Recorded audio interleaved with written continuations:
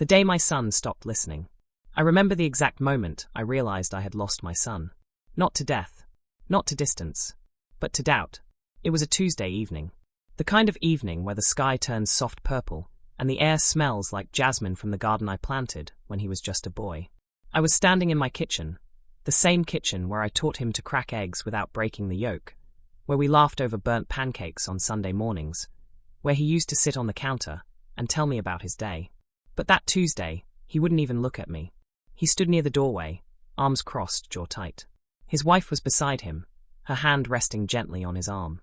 Protective. Wounded. I noticed how she positioned herself slightly behind him, like she needed his shield. It was such a small gesture, but it said everything. I had called him over to talk. There had been a misunderstanding. At least, that's what I thought it was back then. A simple confusion about something I supposedly said at dinner the week before. But when he walked in, I could feel the cold distance between us like a wall made of ice. "Mom," he said.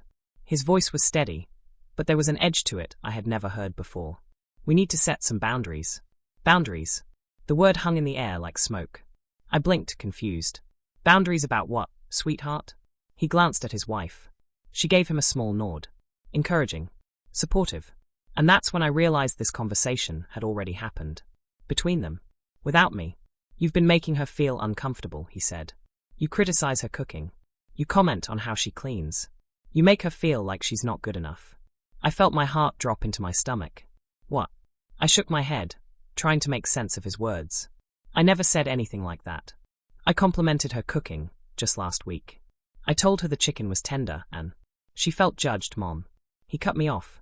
His tone was firm. Final. "She's been trying really hard to adjust, and you keep pointing out what's wrong." I looked past him to her. She was staring at the floor now, her lips pressed together in a thin line. She looked small. Hurt. Like a victim. But I wasn't the one who hurt her.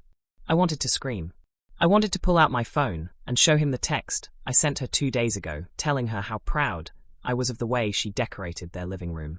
I wanted to remind him of the time I stayed up until midnight helping her prepare for a family event because she was stressed. I wanted to defend myself, but I didn't.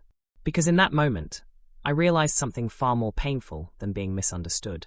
My son had already made up his mind. He didn't come to hear my side. He came to deliver a message. Her message. I just stared at him. This man I raised.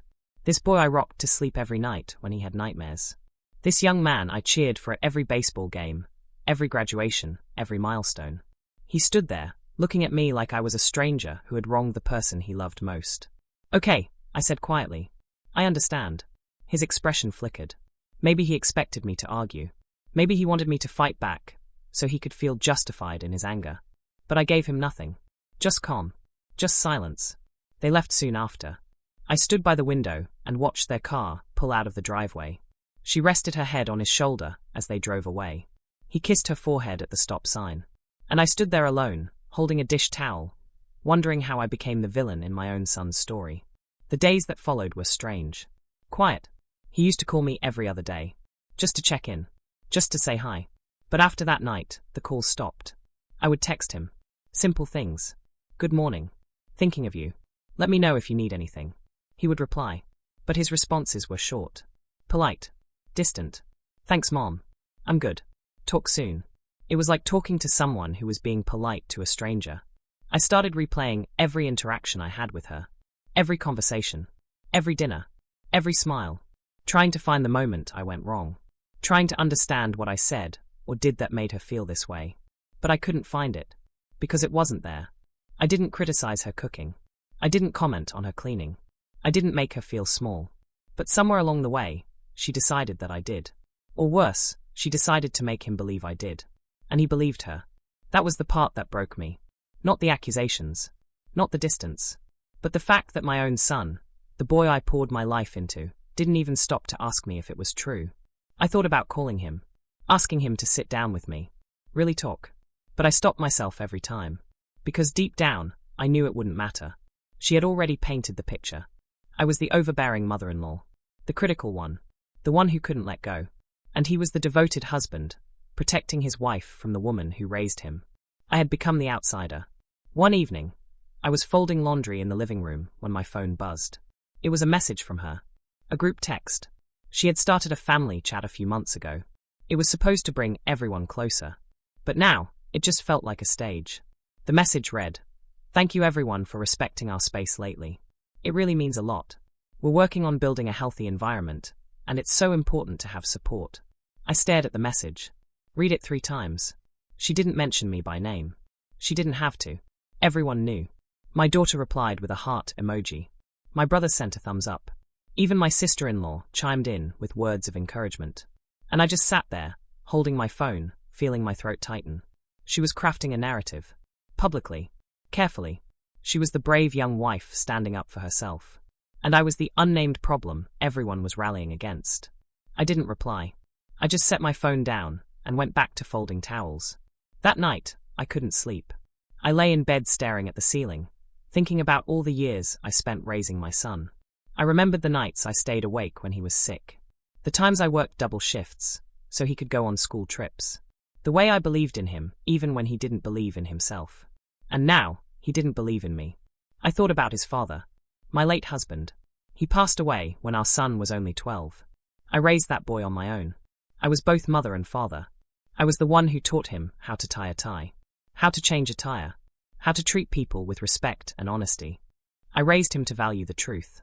And now he was living a lie. A lie she told him. A lie he never questioned. The irony was almost cruel. I didn't cry that night. I wanted to, but the tears wouldn't come. Instead, I just lay there feeling hollow, like something essential had been carved out of me. The next few weeks were a blur. I went through the motions. I watered my plants. I made my coffee. I smiled at neighbors. But inside, I was unraveling. I started to withdraw. I stopped going to family gatherings. I made excuses. I said I was tired, busy, not feeling well, and people believed me. Or maybe they were just relieved they didn't have to navigate the awkwardness. Because everyone knew something was off. But no one wanted to get involved. I didn't blame them. It's easier to stay neutral than to pick a side. Especially when one side has already been labeled the problem. One afternoon, I was sitting in my backyard, drinking tea, when my daughter stopped by. She sat beside me, quiet at first. Then she said, "Mom, are you okay?" I smiled. The kind of smile you give when you don't want to burden anyone with the truth. "I'm fine, sweetheart." She didn't look convinced. "You've been distant. And I know things with your brother have been tense." I didn't want to talk about it. But she kept looking at me with those worried eyes. So I sighed and said, "He believes something about me that isn't true. And I don't know how to fix it. Have you tried talking to him?" I nodded. "He's not listening. He's already made up his mind." She frowned. "That doesn't sound like him." It didn't. But people change when they fall in love. They become loyal to the person they choose. And sometimes that loyalty makes them blind. My daughter hugged me before she left. But even her warmth couldn't fill the cold space my son had left behind. I started to accept that maybe this was just how things would be now. Maybe I had lost him. Maybe there was no coming back from this. But late at night, when the house was quiet and the world was still, I would whisper to myself, "The truth always comes out." I didn't know when. I didn't know how. But I believed it. I had to. Because if I didn't believe that, then what was left? So I waited. I stayed quiet. I didn't defend myself. I didn't beg. I didn't chase. I just let the truth sit there. Patient. Steady. Waiting for its moment. And I told myself that one day, my son would see it. One day, he would realize what he lost. One day, he would understand that the woman he pushed away was the one who loved him most. But until that day came, I would survive. I would hold my head high. I would protect my peace. And I would remember who I was, even if he had forgotten. A mother who raised him to be honest. Before all of this, before the silence and the distance, there was a little boy who believed in me completely. He had bright eyes and messy hair that never stayed combed no matter how hard I tried. He loved dinosaurs and hated vegetables. He cried when I left for work and ran into my arms when I came home. He thought I knew everything. He thought I could fix anything. And for a long time, I did. I raised him alone after his father died. It wasn't easy. There were nights I sat at the kitchen table with bills spread out in front of me, doing math over and over, trying to make the numbers work. There were mornings I woke up exhausted, dragging myself out of bed because I had no choice. There was no backup, no partner to lean on, just me. But I never let him see me break. I wanted him to feel safe. I wanted him to believe the world was good, even when mine felt like it was falling apart. I worked 2 jobs for a while. One at the hospital during the day, another cleaning offices at night. I would come home smelling like disinfectant and cheap coffee, and he would be waiting for me with a drawing he made at school. He would tape it to the fridge and tell me it was a superhero. And I would smile and tell him it was perfect. Because to me, he was perfect. I taught him everything I could. I taught him to say please and thank you. I taught him to look people in the eye when he spoke. I taught him that honesty wasn't just about telling the truth, it was about living it. I told him that people might lie to you, but you should never lie to yourself. I told him that integrity was the one thing no one could take from you. He listened. He absorbed it all.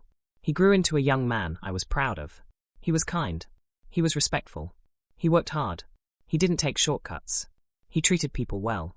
I used to look at him and think, I did that. I raised him right. When he told me he was getting married, I cried. Happy tears.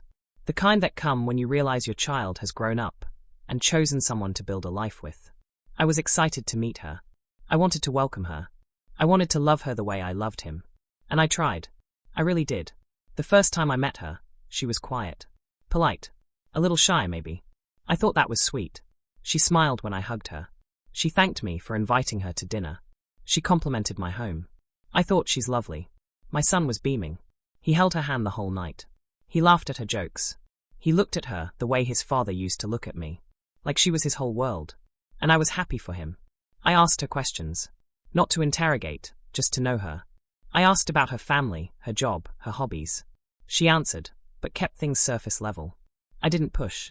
I figured she just needed time to feel comfortable. After they left that night, my son called me. Mom, he said, she really likes you. I smiled. I really like her too. And I meant it. As the wedding planning began, I offered to help. I didn't want to overstep, but I wanted to be involved. I wanted her to know she wasn't just marrying my son. She was becoming part of our family. She accepted my help. At first, I helped her pick flowers. I went dress shopping with her and her mother. I offered to pay for part of the reception, because I knew they were trying to stay within a budget. She thanked me. She seemed grateful. But there were small moments. Little things that didn't sit right. Like the time I suggested a song for their first dance, and she smiled and said, "That's nice, but we've already chosen one." Her tone was sweet, but there was something underneath it. Something that felt like a door closing. Or the time I mentioned a family tradition we always did at weddings, and she said, "We're actually trying to do things our own way." Again, polite, but dismissive. I told myself I was being sensitive. That every bride wants her wedding to feel personal. That I needed to step back and let her lead. So I did. The wedding was beautiful. My son looked so handsome in his suit. She looked stunning in her dress. I cried during the vows. I hugged them both and told them I loved them. I meant every word. I thought this was the beginning of something beautiful. I thought I was gaining a daughter. But looking back now, I wonder if she saw it differently. I wonder if she saw me as competition. As a threat. As someone she had to manage. After they got married, I gave them space. I didn't call every day. I didn't drop by unannounced. I waited for them to reach out. And they did at first. We had dinners. We celebrated holidays. I bought gifts for their new apartment. I tried to be helpful without being intrusive. But slowly, things started to shift. She would make comments. Small ones. Casual. Almost playful. But they stung. Like the time I brought over a casserole, and she said, "Oh, you didn't have to do that. We're trying to eat healthier now." She laughed when she said it. But my son didn't touch the casserole. Or the time I mentioned a memory from my son's childhood, and she said, "He's a different person now." Like I was clinging to a version of him that no longer existed. Or the time I complimented the way she organized their kitchen, and she said, "Yeah, I had to redo a lot of things. It wasn't working before." As if I had set it up wrong when I helped them move in. Little cuts. One after another. But I brushed them off. I told myself I was overthinking. That I was being too sensitive. That she didn't mean anything by it. I wanted so badly to believe we could have a good relationship. I wanted to be the kind of mother-in-law who was loved, not tolerated. So I kept trying. I babysat their dog when they went on trips. I bought her birthday gifts. I asked about her job and her family. I smiled. I stayed positive. I never spoke a bad word about her to my son. But it was never enough. No matter what I did, there was always a subtle tension. A quiet resistance. Like she was waiting for me to mess up. Like she was looking for proof that I was the problem. And eventually she found it. Or she created it. I'm still not sure which. I started noticing the way she would reframe things. I would say something completely neutral, and later, my son would bring it up as if I had said something hurtful. I would be confused. I would try to explain what I actually meant. But he would say, "That's not how she heard it." And her version was always the one that stuck. I remember one time, I made a comment about how nice it must be to have weekends off. She worked a 9 to 5. I worked shift schedules my whole life, so weekends off seemed like a luxury to me. It was just a passing comment. Not an insult. Not a judgment. But the next week my son said, "Mom, you made her feel like her job isn't hard." I was stunned. I didn't say that. I just said it must be nice to have weekends off. I wasn't comparing. She felt judged. That phrase. She felt. It became the shield she hid behind. It didn't matter what I said. It didn't matter what I intended. If she felt something, it became my fault. And my son believed her. Every time. I started walking on eggshells. I would rehearse conversations in my head before family dinners. I would choose my words carefully. I would smile even when I felt uneasy. I became a guest in my own son's life. And still, it wasn't enough. There was always something. Always a moment she could twist. Always a sentence she could take out of context. I started to realize she wasn't just misunderstanding me. She was rewriting me. In her version of the story, I was overbearing, critical, controlling. She painted me as the mother-in-law who couldn't let go. The one who judged her every move. The one who made her feel unwelcome in her own marriage. And my son, the boy I raised to value truth, believed her without question. It broke my heart in ways I didn't know were possible. Because I didn't just lose his trust. I lost the reflection of who I thought I was. I thought I was a good mother. I thought I raised a man who would stand up for what's right. Who would ask questions. Who would seek the truth. But he didn't. He chose her version of me over the woman who raised him. And I had to live with that. I had to wake up every day knowing that the person I loved most in the world saw me as someone I wasn't. I thought about confronting her.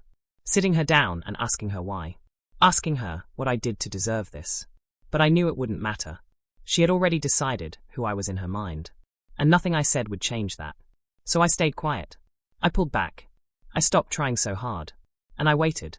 Because I knew my son. I knew the values I instilled in him were still there. Buried, maybe. Covered by love and loyalty, and the desire to protect his wife. But still there. And I believed that one day he would remember. One day, he would ask himself if the version of me she painted was really true. One day, he would look for the cracks in her story. And when that day came, I would still be here. Not because I needed his apology, but because I never stopped being his mother. Even when he stopped being my son. Lies spoken with confidence. There is something uniquely painful about being lied about.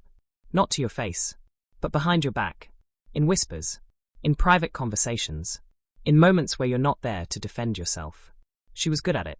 So good, I didn't even realize it was happening at first. It started with small things.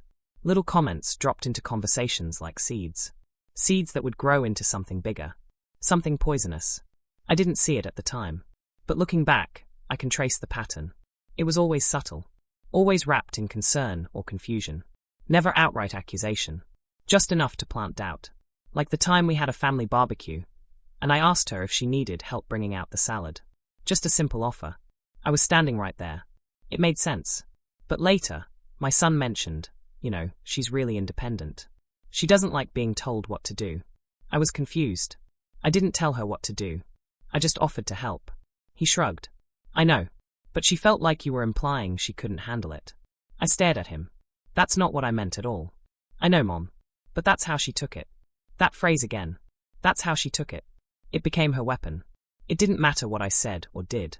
If she decided to take it a certain way, that became the truth. And my son would defend her perception as if it were fact. I started to notice it happening more often. I would compliment her outfit, and later hear that I made her feel like she usually didn't dress well. I would share a recipe, and later hear that I was being condescending about her cooking. I would laugh at a joke my son made, and later hear that I was laughing at her. Everything I did was filtered through a lens of suspicion. She was rewriting every moment, every word, every gesture, and my son was listening. He was listening to her version of me. Not the real me, the one she created. I remember one particular evening. We were all having dinner at their place. I brought dessert. A pie I made from scratch. My son loved that pie growing up. I thought it would be a nice gesture. When I walked in, she smiled and thanked me. She even said it looked delicious. I felt relieved. Maybe tonight would be different. Maybe we were finally past all the tension. But then, as we were eating, I noticed she barely touched her slice. My son noticed too. He leaned over and whispered something to her. She shook her head and whispered back. I tried not to think too much of it. Maybe she was full. Maybe she didn't like pie. It was fine. But a few days later, my son called me. Mom, he said, you didn't have to bring dessert the other night. I thought it would be nice. You love that pie. I do. But she felt like you were trying to show her up. Show her up? I repeated, stunned. How? She made dessert too. She had planned to serve it. But then you showed up with a pie, and she felt like you were implying hers wouldn't be good enough. I had no idea she made dessert. She didn't mention it. If I had known. She shouldn't have to mention it, Mom. It's her home. I felt my chest tighten. I wasn't trying to compete. I just wanted to contribute. I know. But maybe next time, just ask first. I hung up feeling sick. I replayed that evening in my mind. I tried to remember if she seemed upset. If there were signs I missed. But there was nothing. She smiled. She thanked me. She said it looked delicious. And then, in private, she turned it into something else. That's when I started to realize what she was doing. She wasn't just misunderstanding me. She was crafting a narrative. Carefully. Strategically. Every interaction was a chance to add another layer to the story she was building. The story where I was the villain. And my son was the hero who protected her from me. She played the role perfectly. In public, she was sweet, polite, grateful. But in private, with my son, she was vulnerable, hurt, overwhelmed by my constant criticism. Except I wasn't criticizing her. I was barely even speaking to her anymore. But it didn't matter.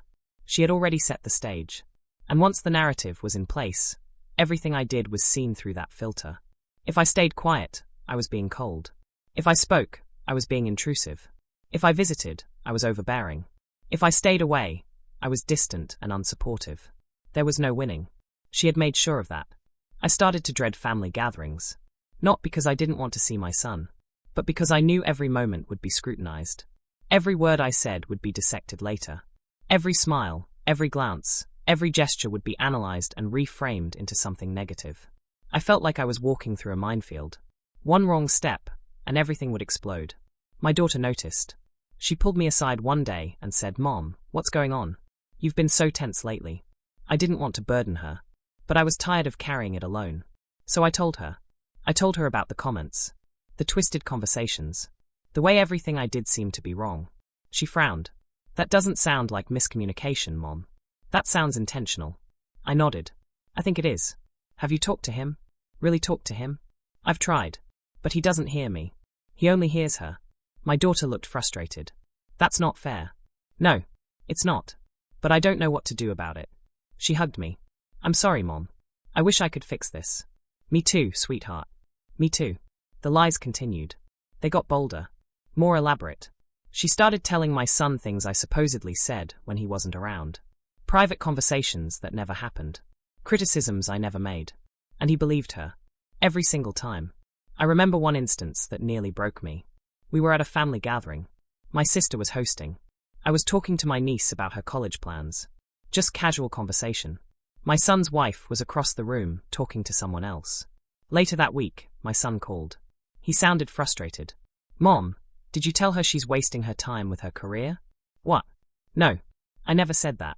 She said you made a comment about how she should focus on starting a family instead. I never said anything like that. I wasn't even talking to her. I was talking to your cousin. Well, she overheard something, and it really hurt her. I wasn't talking about her at all. I was talking about college majors. He sighed. Mom, can you just try to be more careful with your words? I felt anger rise in my chest. An unfamiliar heat. I'm being accused of something I didn't say, and you're asking me to be more careful? I'm just saying. No. I cut him off. You're believing a conversation that didn't happen. You're taking her word over mine without even asking what I actually said. There was silence on the other end. She has no reason to lie, he finally said. And I do. I asked quietly. He didn't answer. That was the moment I realized I had lost him completely. It wasn't just about trust. It was about loyalty. And he had chosen hers over mine. I didn't cry after that call. I just sat there, staring at my phone, feeling hollow. I thought about all the years I spent teaching him right from wrong. Teaching him to question things. To seek the truth. to not blindly follow. And yet, here he was, following her blindly, believing her without question. It was as if everything I taught him had been erased, replaced by her voice, her version, her truth, and I was powerless to stop it. I stopped defending myself after that. What was the point? No matter what I said, it would be twisted. No matter how I explained, it would be dismissed. So I stayed quiet. I stopped going to gatherings unless absolutely necessary. I stopped calling. I stopped trying to fix something that I didn't break. And in that silence, something shifted. I stopped caring about being understood. I started caring about protecting my peace. I realized that I didn't need my son to believe me for me to know the truth. I knew who I was. I knew what I said, what I did, what I intended. And that was enough. Let her spin her stories. Let her play the victim. Let her paint me as the villain. The truth didn't need my defense. It would reveal itself. Maybe not today. Maybe not tomorrow. But eventually. Because lies, no matter how confidently spoken, always have cracks. And the truth is patient. It waits. And when the time is right, it shows itself. I just had to wait. And trust that my son, the boy I raised, would one day see through the carefully crafted illusion. One day, he would ask the right questions. One day, the cracks would widen. And one day, he would realize that the woman he pushed away was the one telling the truth all along. Until then, I would hold my head high. I would live my life with integrity. And I would let the lies collapse under their own weight. Because that's what lies do. They crumble. And the truth stands. The evidence no one expected. Sometimes, the truth finds you when you're not even looking for it. That's how it happened for me. I wasn't searching for proof. I wasn't trying to catch anyone in a lie. I had accepted my reality. I had learned to live with the distance. I had made peace with the fact that my son believed a version of me that didn't exist. But life has a strange way of revealing things. When you least expect it. When you've already let go. It was a regular afternoon. Nothing special. I was cleaning out the hallway closet, sorting through old boxes, deciding what to keep and what to donate. I had been putting it off for months. But that day, I finally felt ready to let some things go. I pulled out a box labeled Home Security. It was from a few years ago, when I had cameras installed around the house. I lived alone, and after a neighbor's house was broken into, I wanted to feel safer. The company set up cameras at the front door, the backyard, and one in the living room. I had honestly forgotten about them. I rarely checked the footage. The cameras were just there for emergencies. For peace of mind. I didn't think much about them after the installation. But as I was sorting through the box, I found the old hard drive where the footage was stored. I almost threw it away, but something made me pause. Curiosity, maybe. Or just the desire to see if it even still worked. I plugged it into my laptop. The screen lit up. Folders. Dates. Dozens of recordings organized by month and year. I scrolled through them, not really looking for anything. Just browsing. Watching clips of me watering plants. Bringing in groceries. My son visiting with his dog. And then I saw a date that made me stop. It was from 8 months ago. A Sunday afternoon. I remembered that day clearly. My son and his wife had come over for lunch. It was supposed to be a nice visit. Casual. Low pressure. But it had ended strangely. She had seemed upset when they left. My son was quiet. I didn't know why. I replayed the whole afternoon in my mind 100 times, trying to figure out what I did wrong. A few days later, my son called and said I had made a comment about her weight. He said I suggested she should watch what she eats. He said she left my house in tears. I was horrified. I never said anything like that. I told him so, but he insisted she wouldn't lie about something like that. I spent weeks feeling guilty, wondering if maybe I said something without realizing it. Maybe I made a passing comment that came out wrong. Maybe I hurt her and didn't even know it. I apologized, even though I couldn't remember saying it. I apologized because I didn't want to lose my son. But now, staring at that date on the screen, my hands started to shake. I clicked on the file. The video started playing. There we were, in my living room. I was setting out plates. My son was helping. She was sitting on the couch, scrolling through her phone. I watched the whole afternoon unfold. We ate. We talked. We laughed. My son told a story about work. I asked her about a project she mentioned before. She answered. Everything seemed fine. And then near the end, I offered her more food. There's plenty left if you want seconds, I said in the video. She smiled and said, no, thank you. I'm stuffed. That was so good. I'm glad you liked it, I replied. That was it. That was the entire exchange. No comment about her weight. No suggestion to watch what she eats. Nothing even close. I replayed it 3 times. Just to be sure. Just to make absolutely certain I didn't miss something. But there was nothing. She lied. I sat back in my chair, staring at the screen, trying to process what I just saw. She lied. And my son believed her. And I apologized for something I never did. My chest felt tight. My hands were trembling. I didn't know whether to feel relieved or furious or heartbroken. Maybe all 3. I kept watching. I went through more files. More dates. Moments I remembered being accused of things. There was the time she said I criticized the way she dressed. I found the footage. I had complimented her shoes. That's all. Just a simple compliment. She thanked me. We moved on. There was the time she said I made her feel unwelcome in my home. I found the footage. I hugged her when she arrived. I asked if she wanted tea. I smiled. I was warm. There was the time she said I rolled my eyes at something she said. I found the footage. I didn't roll my eyes. I didn't even react. I just nodded and continued the conversation. Every accusation. Every twisted story. Every lie. It was all there. Documented. Time-stamped. Undeniable. I sat there for hours, watching my own life play back to me. Watching proof that I wasn't crazy. That I wasn't imagining things. That I wasn't the problem. I felt vindicated. But I also felt something heavier. Sadness. Because this meant my son had been manipulated. For months. Maybe longer. She had fed him lies, and he swallowed them whole. He built an entire perception of me based on things that never happened. And I had been powerless to stop it. Until now. I copied the footage. All of it. I saved it to a separate drive. I labeled it carefully. I didn't know what I was going to do with it yet. But I knew I needed to keep it safe. For the first time in months, I felt something I hadn't felt in a long time. Control. Not over him. Not over her. But over the truth. I had proof. Real, undeniable proof. And that changed everything. I didn't rush to show him. I didn't call him that night and demand he watch it.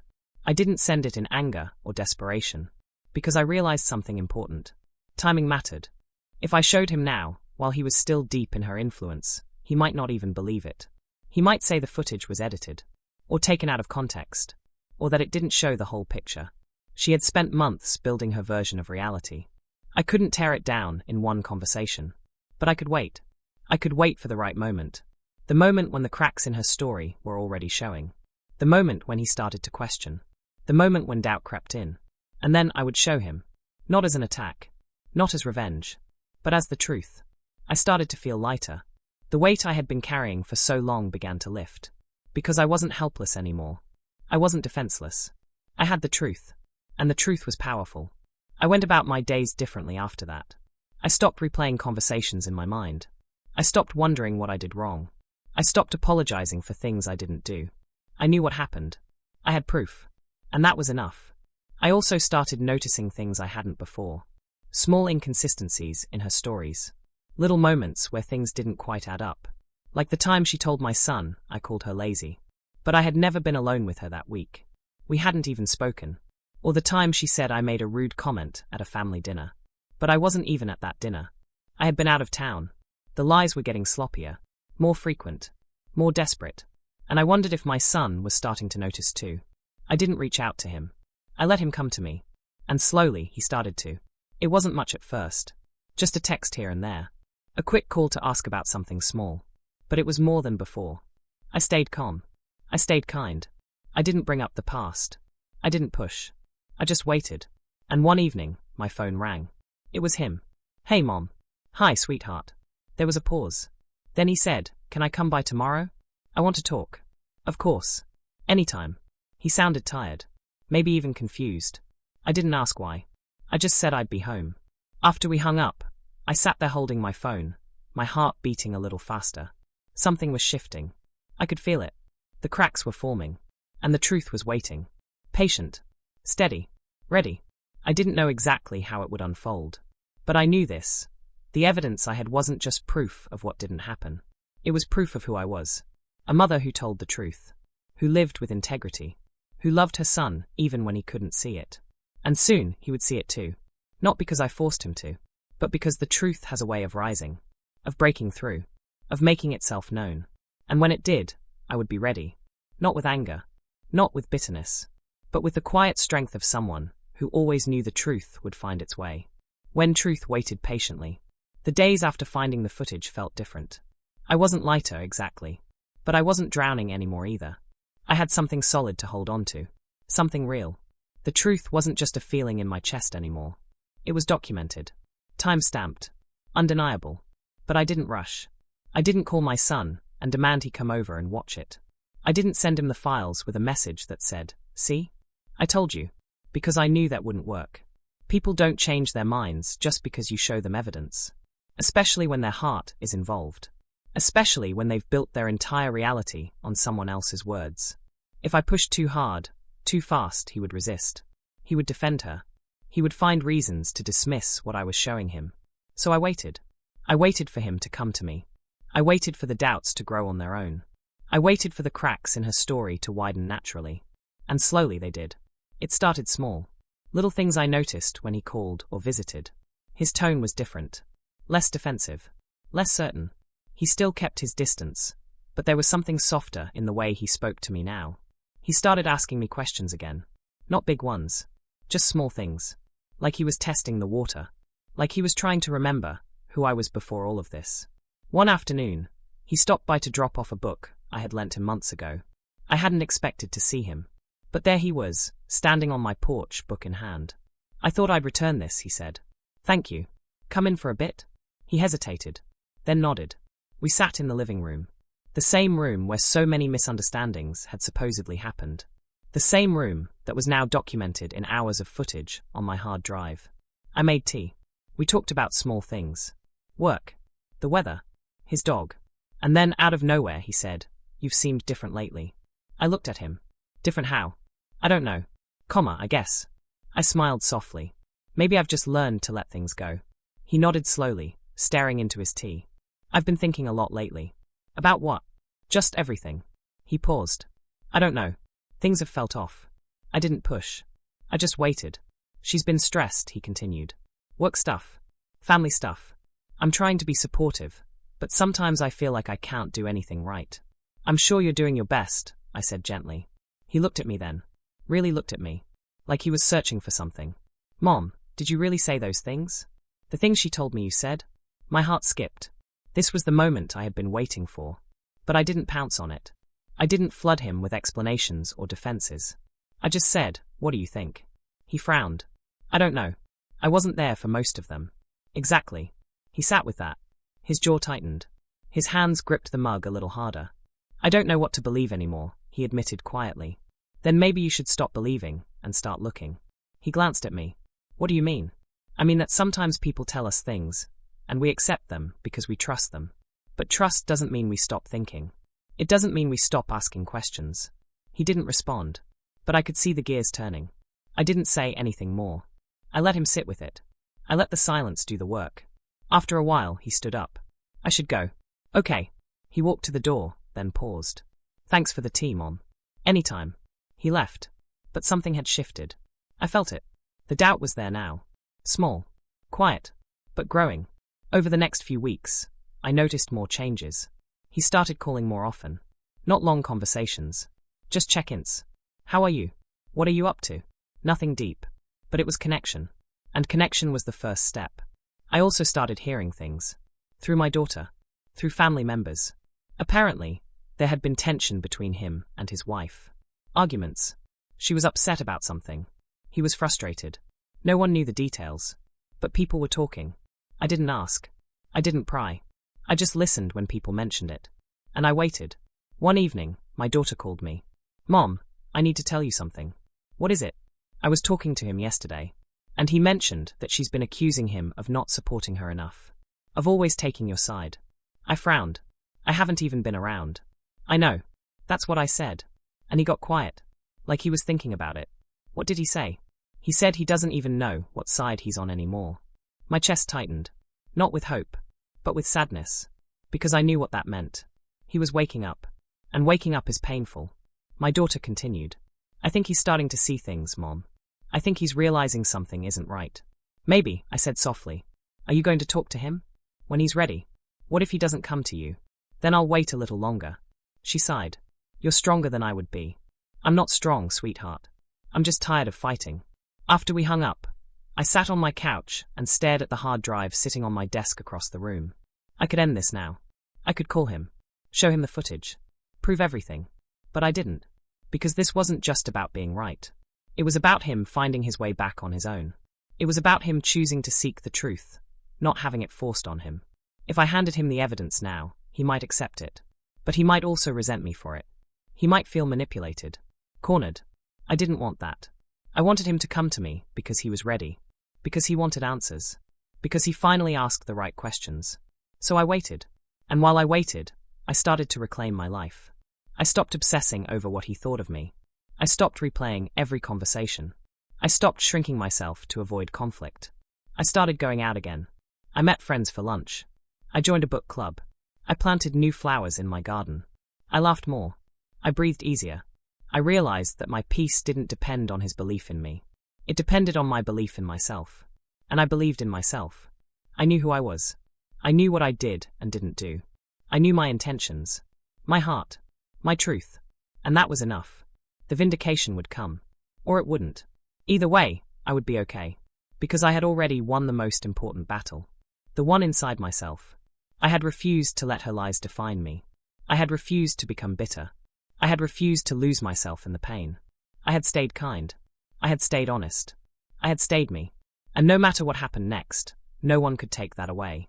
One quiet evening, as I was watering my plants, my phone buzzed. A text from my son. Can I come over this weekend? I need to talk to you about something. I stared at the message for a long moment. This was it. I could feel it. The moment I had been waiting for.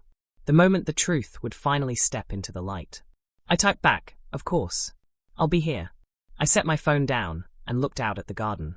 The sun was setting. The sky was painted in shades of gold and pink. It was beautiful. And for the first time in a long time, I felt ready. Ready to show him the truth. Ready to let the evidence speak. Ready to give him the answers he was finally ready to hear. But most of all, I was ready to forgive him. Because I knew that when he saw the footage, when he realized what had been done, he would be devastated. He would feel guilt, regret, shame. And I didn't want him to drown in that. I wanted him to learn from it, to grow, to come back to the man I raised him to be. The man who valued truth, who asked questions, who didn't follow blindly. That man was still in there. I knew it. And soon he would know it too. So I watered my plants. I made myself dinner. I sat on my porch and watched the stars come out. And I waited. Not with anxiety. Not with dread. But with quiet confidence. Because the truth doesn't need to shout. It doesn't need to fight. It just needs time. And time was finally on my side. The moment he saw the footage. Saturday came. I woke up early, even though he wasn't coming until the afternoon. I couldn't sleep much the night before. Not because I was nervous, but because I knew today would change everything. I cleaned the house, made coffee, baked cookies, even though I wasn't sure if he'd eat them. I just needed something to do with my hands. When the doorbell rang, my heart jumped. I took a breath, steadied myself. Then I opened the door. He stood there, hands in his pockets, looking tired. His eyes were heavy. There was a tightness in his face I hadn't seen before. Hi, Mom. Hi, sweetheart. Come in. He stepped inside, took off his jacket, sat on the couch without me asking. That was new. Usually, he stayed standing, like he was ready to leave at any moment. But today he sat. And he stayed. I brought him coffee. He took it with both hands, like he needed the warmth. For a moment, neither of us spoke. The silence wasn't uncomfortable. It was just heavy. Like both of us were carrying something we didn't know how to set down. Finally, he spoke. I've been thinking a lot, Mom. I nodded. About what? About everything. About you. About her. About the things she's told me.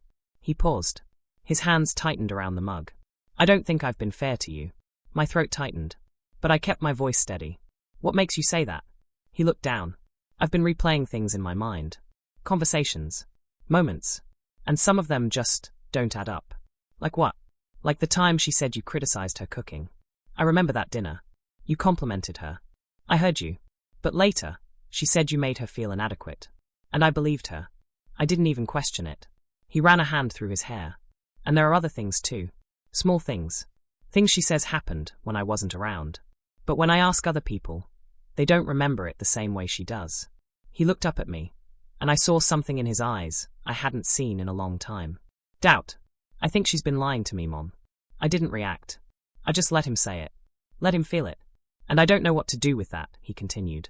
Because if she's lying about you, what else is she lying about? He looked broken. Lost. Like the ground beneath him had cracked open. I wanted to hug him. But I stayed where I was. Because this was his moment. His reckoning. I have something to show you, I said quietly. He looked at me. I stood up and walked to my desk. I pulled out the external hard drive. Brought it back to the coffee table. Plugged it into my laptop. He watched, confused. What is this? Security footage, I said. From the cameras I had installed a few years ago. I forgot they were even there. But a few weeks ago, I found the old recordings. I opened the folder. Scrolled to the first date. This is from the day she said I made a comment about her weight. I pressed play. He leaned forward. Watched the screen. Watched us in the living room. Watched the whole interaction unfold exactly as I remembered it. When it ended, he was silent. I didn't say anything, I said softly. I offered her more food. That's it. He stared at the screen. His jaw was tight. I clicked on another file. This is from the day she said I criticized her outfit. I played it. He watched again. Saw me compliment her shoes. Saw her smile and thank me. No criticism. No judgment. I played another. And another. Every accusation. Every lie. All of it, right there on the screen. By the fourth video, his hands were shaking. By the sixth, his head was in his hands. By the eighth, he stood up and walked to the window. He didn't say anything. He just stood there, staring out at nothing. I turned off the laptop. Let the silence settle. After what felt like forever, he spoke. His voice was barely a whisper. How long has she been doing this? I don't know, I said honestly. But long enough that you stopped believing me. He turned around. His eyes were red. Why didn't you show me this sooner? Because you weren't ready to see it. He flinched. Like the truth of that hit him hard. I believed her, he said, his voice cracking. I believed every word. I defended her. I pushed you away. I made you apologize for things you didn't do. I know. And you just let me. I didn't let you, sweetheart. I just couldn't stop you. He sat back down. Put his face in his hands. His shoulders shook. I'm so sorry, Mom. I'm so sorry. I moved to sit beside him. I placed a hand on his back. I know you are. I don't know how I didn't see it, he said through his tears. I don't know how I let it get this far. Because you loved her. And love makes us blind sometimes. That's not an excuse. No, I said gently. It's not. But it's an explanation. He looked at me, his face full of regret and shame and heartbreak. How do you not hate me? Because you're my son. And I know who you are. Even when you forget. He broke down then. Fully. And I held him. The way I used to when he was little, and the world felt too big. We sat like that for a long time. Until his breathing steadied. Until the tears stopped. When he finally pulled away, he looked at me with a seriousness I hadn't seen in months. I need to talk to her. I nodded. I know. I don't even know what to say. Start with the truth. He nodded. Then looked back at the laptop. Can I take a copy of these? Yes. I made him a copy. Handed him the drive. He held it like it weighed 1,000 pounds. Before he left, he hugged me again. Tighter this time. I love you, Mom. I love you too. After he left, I sat in the quiet of my living room. I didn't feel victorious. I didn't feel relieved. I just felt sad. Sad that it took so long. Sad that it hurt so much. Sad that my son had to learn this lesson the hard way. But I also felt something else. Hope. Hope that he would find his way back. Not just to me, but to himself. To the man I raised him to be. The man who sought truth. Who asked questions. Who didn't follow blindly. That man was still there. I saw him today. In his tears. In his apology. In the way he finally looked at me and really saw me. And that was enough. The truth had done its job. It had waited. It had endured. And now it had spoken. Quietly. Powerfully. Undeniably. And my son had finally heard it. Apologies that came too late. 3 days passed before I heard from him again. 3 long, quiet days where I didn't know what was happening. I didn't know if he had confronted her. I didn't know if he had watched the footage again. I didn't know if he was angry, heartbroken, or somewhere in between. I didn't reach out. I let him process. I let him sit with everything he had learned. Because some truths take time to settle. They don't land softly. They crash. And you have to pick up the pieces before you can move forward. On the 3rd day, my phone rang. It was late afternoon. I was in the garden, trimming roses. I saw his name on the screen. Took a breath. Answered. Hi, sweetheart. His voice was rough. Tired. Mom, can I come over? Of course. 20 minutes later, he was at my door. He looked like he hadn't slept. His eyes were red. His clothes were wrinkled. He looked like someone who had been living in a storm. I let him in, made him sit, brought him water. He drank it without saying a word. Then finally he spoke. I showed her the footage. I sat across from him, waiting. She denied it at first. Said the cameras didn't show the full context. Said there were things that happened off camera. She tried to explain it away. He paused, rubbed his face with both hands. But I didn't let her. I played every single video.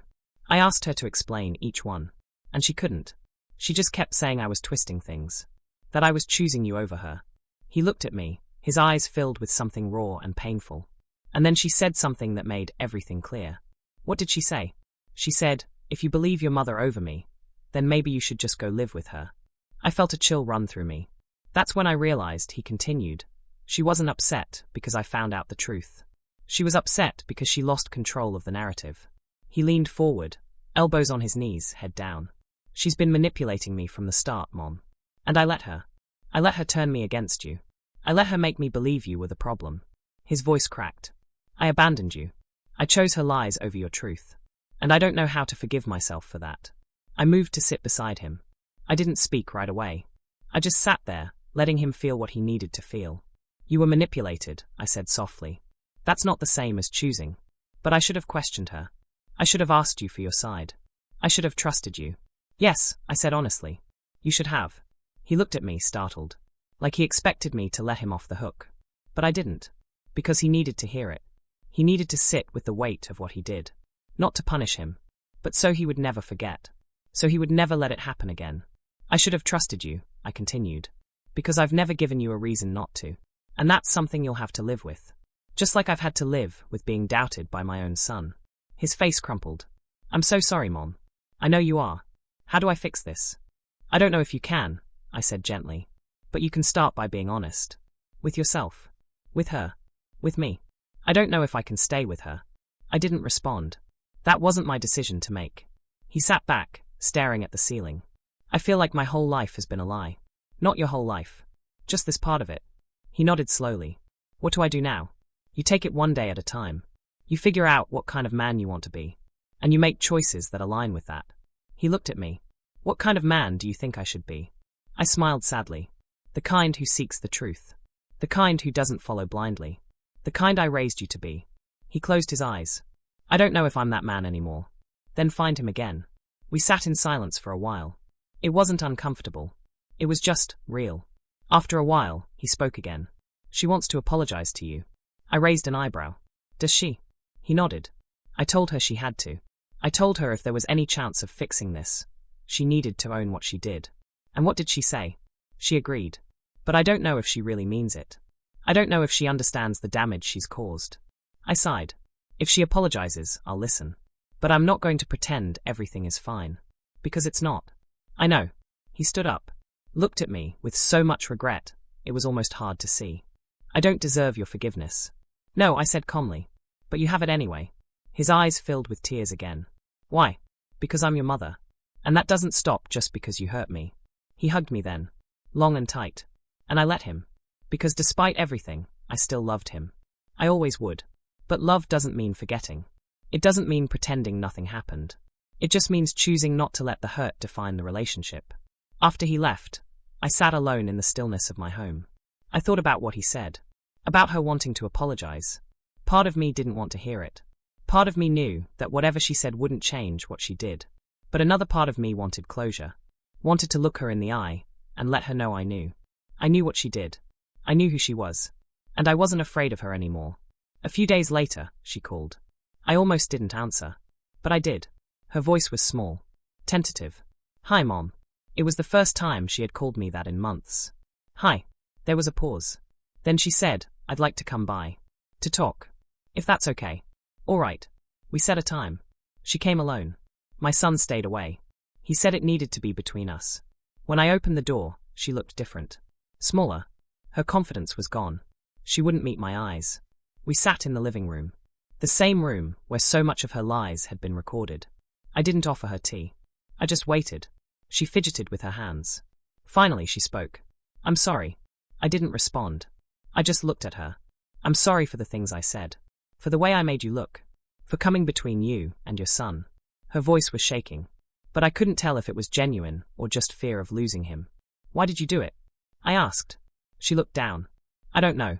That's not good enough. She flinched. I felt threatened, I guess. You're so important to him. And I didn't know how to fit into that.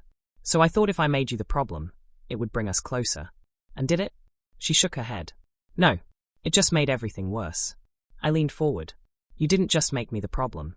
You lied. You manipulated. You made my son believe I was someone I'm not. And you watched me suffer and said nothing. Tears rolled down her face. I know. And I'm so sorry. I don't know if I believe you, I said calmly. But I appreciate you saying it. She looked up at me, surprised. This doesn't fix anything, I continued. Trust isn't rebuilt with one apology. And I'm not going to pretend we're okay. I understand. But if you really want to make this right, you'll stop lying. You'll stop manipulating. And you'll let my son make his own choices without trying to control the narrative. She nodded quickly. I will. I promise. I stood up. Time will tell. She left shortly after. I watched her walk to her car, shoulders slumped, face still wet with tears. I didn't feel bad for her. But I didn't feel satisfied either. I just felt done. Done with the lies. Done with the manipulation. Done with the war I never wanted to fight. I had my son back. Not fully. Not the way it was before. But enough. And I had my truth. Proven. Acknowledged. Vindicated. That was enough. Apologies don't erase damage. They don't rewind time. They don't undo pain. But they can be the first step towards something better. Whether she took that step or not wasn't up to me. I had done my part. I had told the truth. I had waited patiently. I had stood my ground. Now it was up to them to decide what came next.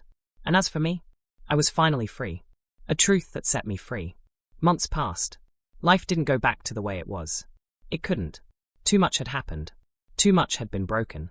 But it did move forward. Slowly. Carefully. Like walking on new ground after an earthquake. My son and I rebuilt our relationship. Piece by piece. Call by call. Visit by visit. He came over more often. Sometimes alone. Sometimes with his wife. It was awkward at first. Tense. We all danced around the elephant in the room, pretending normalcy could be forced. But over time, the tension eased. Not because we forgot, but because we chose not to let it define every moment. She was different now. Quieter. More careful with her words. She didn't make comments anymore. Didn't twist my actions. Didn't play the victim. I don't know if it was genuine change or just self-preservation. Maybe both. I didn't ask. I just observed. And I kept my boundaries firm. I was polite. I was civil. But I wasn't going to pretend we were close. I wasn't going to act like what she did didn't matter. Because it did. My son understood. He didn't push me to forgive her fully. He didn't ask me to forget. He just appreciated that I was willing to try. And that was enough. One afternoon, we were sitting on my porch. Just the two of us. He was helping me plant new flowers in the garden. You know, he said, wiping dirt off his hands. I think about that day a lot. The day you showed me the footage. I glanced at him. What about it? I think about how calm you were. How you didn't yell or guilt me or throw it in my face. You just showed me the truth and let me sit with it. He paused, staring at the flowers. I don't think I could have done that. If I were in your position, I would have been angry. I would have wanted revenge. I thought about that for a moment. I was angry, I said. For a long time. But anger doesn't change the truth.